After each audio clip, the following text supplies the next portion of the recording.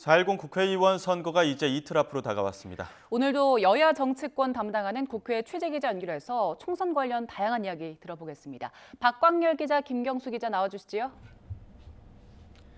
네, 국회에 마련된 YTN 특별 스튜디오입니다. 말씀하신 대로 이 총선 본투표 시작이 이제 48시간도 채 남지 않았습니다.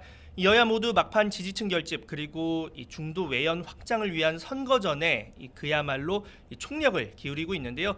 오늘도 키워드로 이 총선 관련 내용 정리를 해보겠습니다. 첫 번째 키워드부터 들어볼까요? 네, 첫 번째 키워드로는 저희가 접전지 골든크로스 그리고 목표는 과반, 접전지 골든크로스 대 목표는 과반 이렇게 정해봤습니다.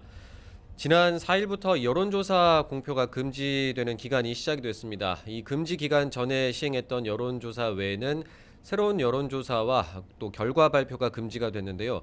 그러면서 민심이 어떻게 변화하고 있는지 확인할 수가 없는 상황이 된 건데, 이러다 보니까 각 당 내부에서 이 판세를 어떻게 보고 있는지 더 관심이 쏠리고 있죠. 네, 맞습니다.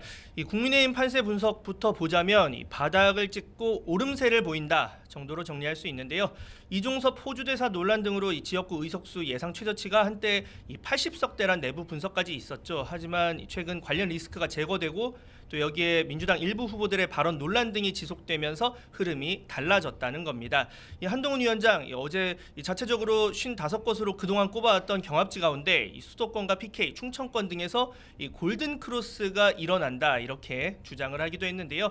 동시에 여당 중진들은 읍소 전략으로 지지를 호소했습니다. 이 권성동, 나경원, 윤상현 의원 등은 이 여야 최소한의 균형을 맞출 필요가 있다며 이 범야권의 압도적 과반이나 나아가 이 개헌 저지선인 200석만큼은 막아야 한다고 강조했습니다. 들어보시죠. 저는 지난 2년 정부 여당이 모든 것을 잘했다고 생각하지 않습니다. 분명히 부족한 부분이 있었습니다. 야당은 방향 자체가 틀렸습니다. 다소 부족한 사람과 동행할 수는 있어도 목적지가 다른 사람과는 동행할 수가 없습니다. 네, 이 국민의힘 판세 예측, 그러니까 100에서 110석 플러스 알파 이렇게 정리를 할 수 있을 것 같은데, 자 그렇다면 민주당 상황은 좀 어떻습니까? 네, 민주당은 공식적으로 이 판세 언급 자체를 좀 자제하는 분위기입니다. 선거 막판까지 낙관론을 경계하는 모습인데요. 당 차원 분석에서 했던 이 우세 지역이 110곳이다. 이건 그대로 유지를 하고 있고, 최대 목표가 과반 151석, 또 더 원한다면 민주당 단독 과반이면 좋겠다. 이렇게 희망치를 내세우고 있습니다. 다만 초접전 지역, 이른바 박빙 지역이 50여 곳으로 적지 않고 또 이곳의 승부가 어떻게 될지 아직은 알 수 없다. 이런 취지로 설명을 하고 있습니다. 이재명 대표 같은 경우에는 선거 막판에 여당의 읍소 작전에 속지 말라면서 지지층을 향해 결집을 호소하기도 했습니다. 어제 유세에서 나온 발언 잠시 듣고 오겠습니다. 눈물에 넘어가지 마십시오. 그들의 눈물은 약자들이 흘리는 고통의 눈물이나 서름의 눈물이 아닙니다. 그들이 흘리는 눈물은 나쁜 권력을 유지하겠다는 기득권자들의 악의 눈물입니다. 네, 이번엔 두 번째 키워드로 좀 정리를 해보겠습니다. 키워드 두 번째는 31.28% 두고 동상이몽 이렇게 뽑아봤습니다. 사전 투표율이 31.28%로 총선 가운데 역대 최고치를 기록을 했습니다. 유권자 10명 가운데 3명이 투표를 마친 셈인데요. 이 높은 사전 투표율을 두고 여당은 거야 심판론을, 그리고 또 보수 지지층이 결집했다 이런 해석을 하고 있고, 반대로 야당 같은 경우에는 정권 심판론이 작동하고 있다, 또 야권의 지지층이 결집했다라는 주장을 하고 있습니다. 본투표를 앞두고 좀 서로 기세 싸움에서 밀리지 않겠다는 의도로 풀이가 되죠. 네, 맞습니다. 이 사전 투표율만으로는 유불리를 따지기 힘들다는 게 전반적인 분석인데요.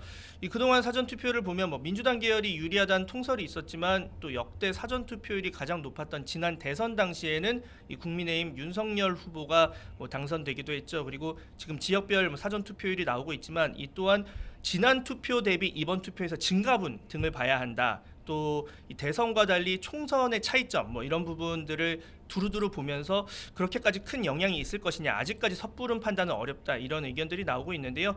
자, 이 거대 야당 심판론과 정부 심판론 가운데 어느 쪽 지지층이 더 뭉쳤을지 결국 뚜껑을 열어봐야 한다는 의미입니다. 이 사전 투표 과정에서 그런데 이 여야 대표 사이에 원격 설전도 나왔다고요? 네, 그렇습니다. 선관위가 앞서 이 정치적 목적으로 대파를 투표소에 반입하는 걸 제한하는 방침을 밝혔잖아요. 이재명 대표가 유세 현장에서 이 부분을 지적을 하면서 대파를 꽂은 헬멧을 머리에 쓰기도 했습니다. 정부가 이제 입틀막에 이어서 파틀막까지 하고 있다 이렇게 비판하기도 했는데 사전 투표를 할 때 쪽팔을 붙이고 가시라 이런 언급을 하기도 했었습니다. 이런 이 대표의 발언을 두고 여당은 또 반격에 나섰죠. 네, 맞습니다. 한동훈 위원장, 그러면 뭐 일제 샴푸나 위조된 표창장 또 법인카드 등을 들고 이 투표장에 가져가도 되겠느냐 이렇게 말을 했는데요. 이 과거 이재명 조국 대표 등의 논란을 고리로 역공에 나선 겁니다. 이런 가운데 이 사전 투표 관련 음모론도 이 고개를 들었습니다. 유튜브 등을 통해서 이 서울 은평구 선관위 CCTV 영상이 퍼졌는데요.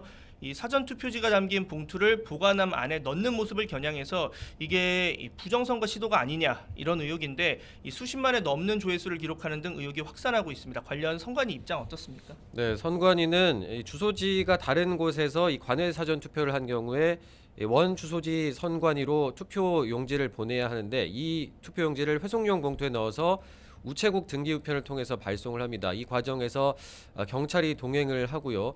그렇게 도착한 봉투를 보관함에 옮기는 장면이었다 이렇게 설명을 했습니다. 또 당시에 정당 추천위원 2명도 함께 하고 있었다 이렇게 설명을 했는데 이 논란이 된 화면이 올라오게 된 것도 이번에 총선부터는 누구든지 별도의 절차 없이 이 사전 투표용지 보관함을 비추는 CCTV를 24시간 열람이 가능하기 때문이기도 했습니다. 선관위는 정확한 사실관계 확인 없이 이 부정선거 주장을 자제해달라 이렇게 당부를 하기도 했습니다. 네, 마지막 키워드로 이제 한번 넘어가 보겠습니다. 키워드 세 번째로 저희가 정리한 건 수도권의 화력 집중입니다. 어떤 내용이죠? 네, 한동훈 위원장 이 경기와 인천 등 오늘 수도권 격전지 11곳을 돌며 지지를 호소합니다. 이 경기도 광주에서 시작해서 수원과 성남 그리고 인천 연수 여기에 이재명 대표 지역구가 있는 계양 지역을 찾은 다음 다시 경기로 이동을 해서 김포와 고양에서 마무리하는 아주 빡빡한 일정입니다. 특히 김포와 고양은 이 메가시티 서울로 대표되는 이 여당의 서울 인근 경기 지역 서울 편입론 정책 대상지로 거론되는 곳들이기도 합니다. 자, 그렇다면 민주당 일정 어떻습니까? 네, 민주당은 이재명 대표가 오늘 서울 동작을 지역을 7번째로 찾아서 지원 유세에 나섭니다. 그 외에 서울 영등포와 동대문, 종로 등의 후보를 찾아서 지원 유세를 하고 오늘 일정을 인천에서 마무리할 예정입니다. 제3지대 정당도 살펴보겠습니다. 녹색정의당은 서울 마포와 충청권에서 지원 유세를 하고 새로운 미래는 서울 성동과 동대문, 마포구를 찾아서 시민들과 만납니다. 개혁신당은 서울과 경기 지역에 출마한 후보 지역을 찾아서 집중 지원 유세를 하고요. 조국혁신당은 경기도 김포와 군포, 하남 그리고 서울을 찾아서 시민들을 만납니다. 네, 저희가 준비한 내용은 여기까지고요. 저희는 2시간 뒤에 다시 돌아오겠습니다. 지금까지 국회 YTN 특별 스튜디오에서 전해드렸습니다.